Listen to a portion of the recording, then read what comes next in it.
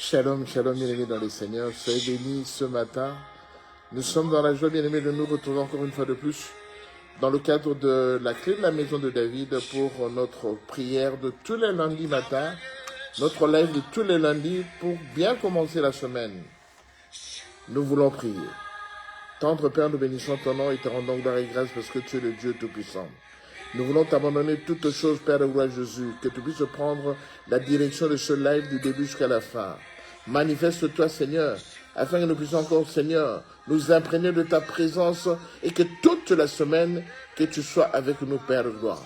Nous nous abandonnons entre tes saintes et divines mains, conduis-nous dans tous les méandres de la paix et de la vie dans notre vie. Au nom de Jésus, nous t'avons ainsi prié. Amen. Gloire à Jésus, bien-aimé. Soyez bénis ce matin avec Yeshua, qui est notre Seigneur, qui est le maître de toutes choses. Et c'est d'ailleurs de lui qu'on va parler tout de suite. Bien-aimé, nous avons essayé de voir durant toute la semaine passée. Alors, on a eu une pensée, bien-aimé, par rapport à notre vie, par rapport à cette vie que nous avons choisi de servir le Seigneur Jésus toute notre vie. Et le Seigneur nous a interpellés en nous disant, retournez un peu à la croix. Pourquoi nous devons retourner à la croix? Voilà pourquoi aujourd'hui, nous allons prêcher de la croix. La prédication de la croix. Je sais que ce n'est pas tellement évident pour tout un chacun de nous, pour tout le monde entier, d'écouter la prédication de la foi. Parce que la prédication de la foi, c'est un élément, c'est un sujet dont on ne parle pas souvent. Mais c'est notre référence principale. Pourquoi je dis cela? Nous allons lire dans le livre de Romains, chapitre 6, le verset 8 et le verset 23. Romains chapitre 6, le verset 8. La Bible nous dit ceci. Or, si nous sommes morts avec Christ, nous croyons que nous vivons aussi avec lui, sachant que Christ, ressuscité des morts, ne meurt plus. Christ, ressuscité des morts, ne meurt plus. Nous sommes morts avec Christ et nous croyons que nous vivrons également avec lui. Bien, mais c'est très profond ce que je suis en train de dire. Si nous sommes morts avec Christ, nous croyons que nous vivrons aussi avec lui. Or, il y a deux éléments qui distinguent ce verset.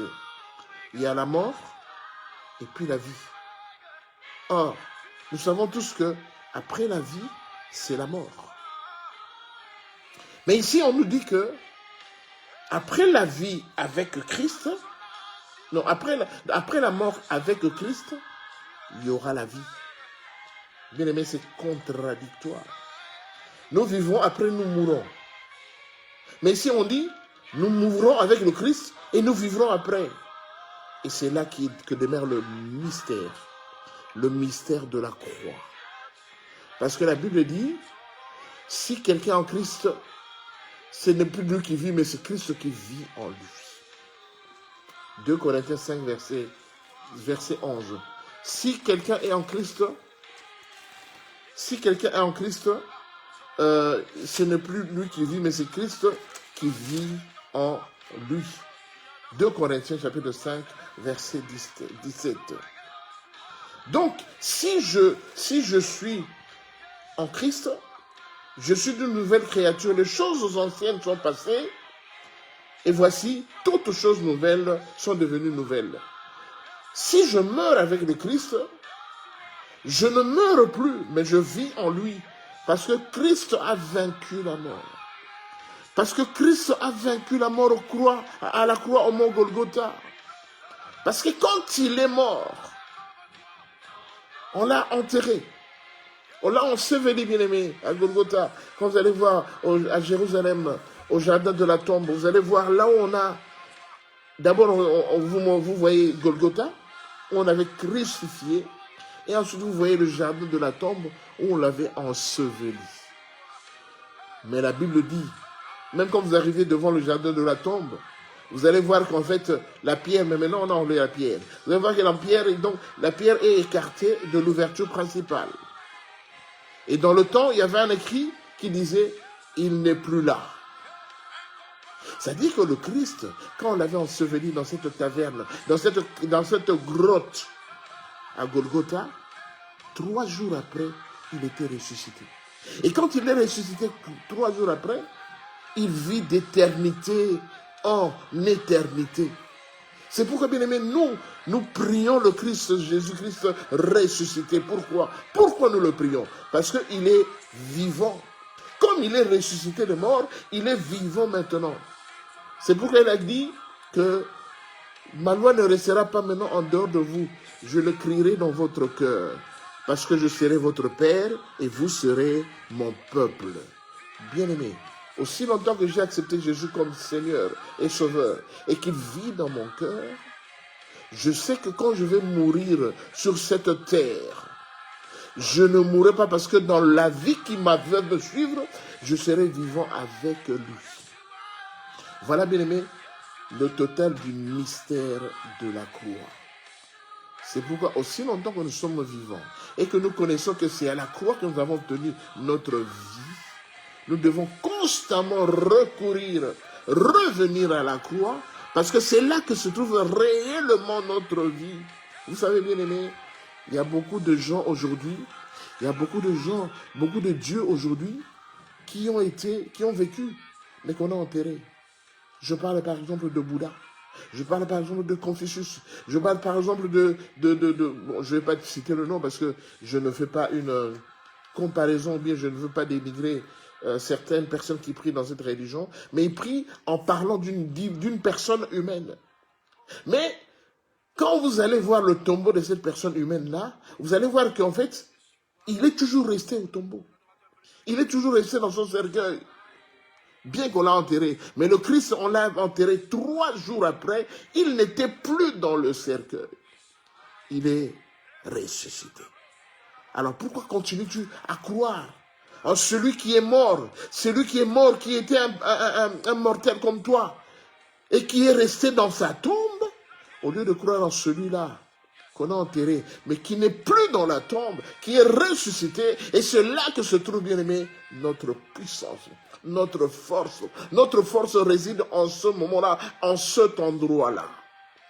Si nous sommes morts avec Christ, nous croyons que nous vivrons aussi avec lui. Sachant que Christ ressuscité des morts ne meurt plus. Mon Dieu ne meurt plus. Mon Dieu est vivant. Mon Dieu est vivant éternellement. Alors comme je sais qu'il est vivant éternellement, je n'ai qu'à continuer à croire en lui parce qu'il vit en moi. Et comme il vit en moi et qu'il est vivant, je serai toujours vivant. Bien que je vais changer de milieu, je vais changer de personnalité de cette terre jusqu'à devenir immortel avec lui parce que lui, il est vivant. Mais il y a un petit problème au verset 23. Il y a un petit problème. Et le petit problème, je vais lire le verset 23. Romains chapitre 6, verset 23. La Bible dit, car le salaire du péché, c'est la mort. Mais le don gratuit de Dieu, c'est la vie éternelle en Jésus-Christ, notre Seigneur. Bien-aimé, le salaire du péché, c'est la mort. Quand on parle du salaire du péché, quel péché? Parce qu'on parle du péché au singulier. Le péché au singulier, c'est le péché adamique. C'est le péché adamique. Parce qu'en fait, nous avons hérité quoi? Du péché de Adam. Et la Bible dit que le salaire de ce péché-là, pour nous tous qui sommes dans l'humanité, c'est la mort. Mais il nous dit que le don gratuit, bien aimé, c'est un don qui est gratuit.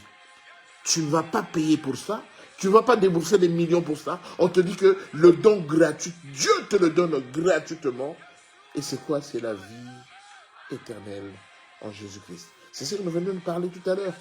Quand on parlait du verset 8, quand on parlait du verset 10, on disait que s'il est mort, si nous croyons en lui, lui qui est mort, alors Christ ressuscité ne meurt plus.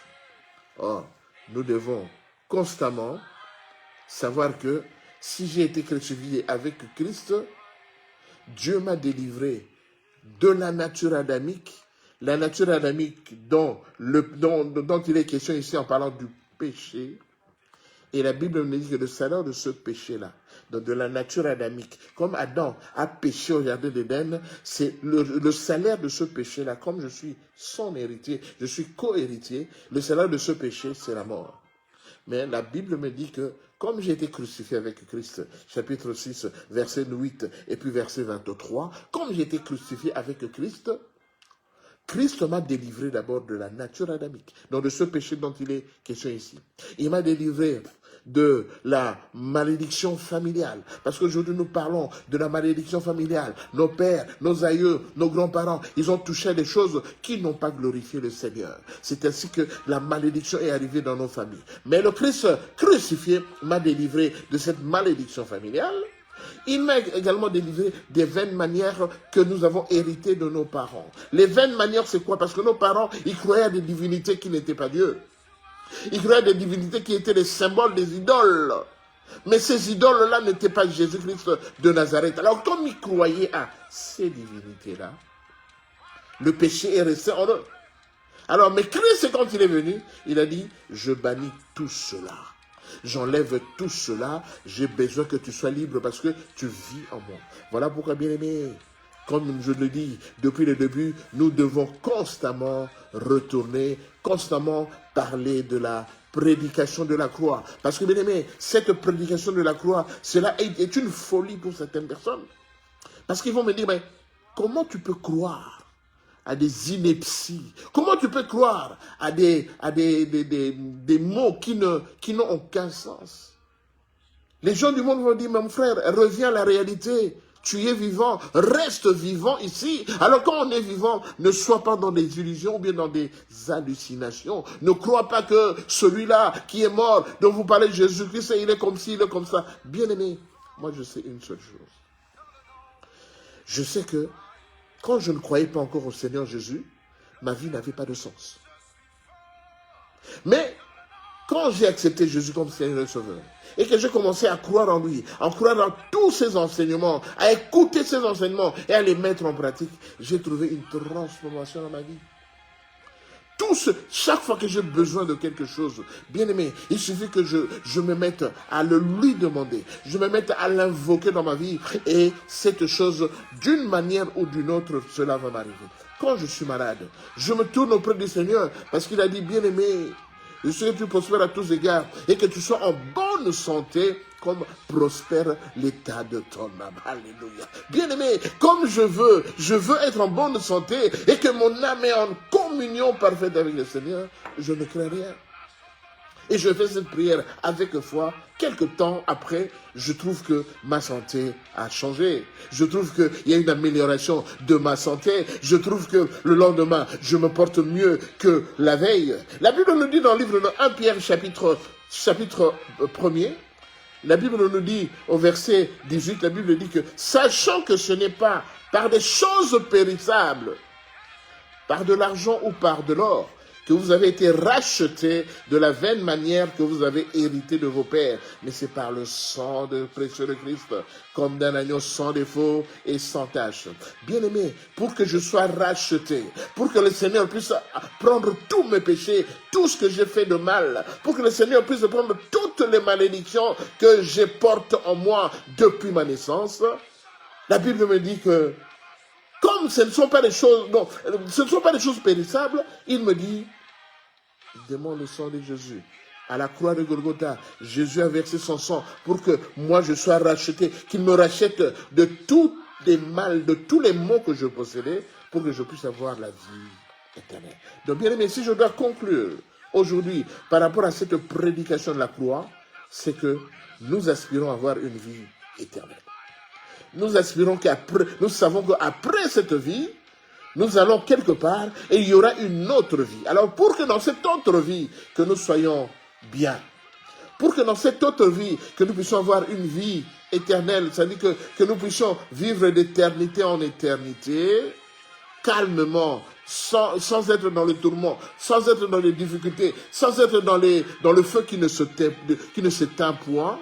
Alors pour cela, le Seigneur me recommande, chaque fois que je vois, je suis à bout, que je reparte à la croix, que je me remémore ce sacrifice à la croix par rapport au sang qu'il a versé, et que ce sang m'a racheté de tous les maux que j'ai, et j'aurai la vie éternelle. Mais bien aimé, gardez deux choses ce matin, pour cette semaine. Gardez en vous deux choses. Et ces choses-là, vous les garderez toute votre vie, jusqu'à ce que le Seigneur vous appelle, que vous quittiez ce monde physique, pour que vous alliez de l'autre côté, pour avoir la vie éternelle. Et ces deux choses, c'est quoi? C'est revenir à la croix. Et revenir à la croix, sachant que à la croix, le Seigneur avait dit, Téléo, tout est accompli. Il t'avait tout donné. Et quand tu reviens à la croix, tu ne cesses de plaider le sang qui a coulé au mont Golgotha pour te racheter de toutes tes maladies, de toutes tes difficultés, de tout ce que tu subis de mauvais. Et c'est ainsi que tu verras la gloire de Dieu dans ta vie. Bien-aimés, que le Seigneur vous bénisse, mais retenez cela toute votre vie et cela va conditionner votre vie éternelle après cette vie. Nous avons été dans la joie de passer ce moment ensemble avec vous, juste pour résumer que la prédication de la croix, c'est une puissance pour nous. La prédication de la croix, c'est une force pour nous. Et la prédication de la croix, c'est un héritage éternel qui ne s'éteindra point, qui va se perpétuer d'année en année pour notre vie. Soyez bénis. Nous avons terminé. Que le Seigneur vous bénisse. Soyez bénis dans vos familles, soyez bénis dans votre travail et que la grâce du Seigneur vous accompagne cette semaine. Shalom, shalom. Que Dieu vous bénisse.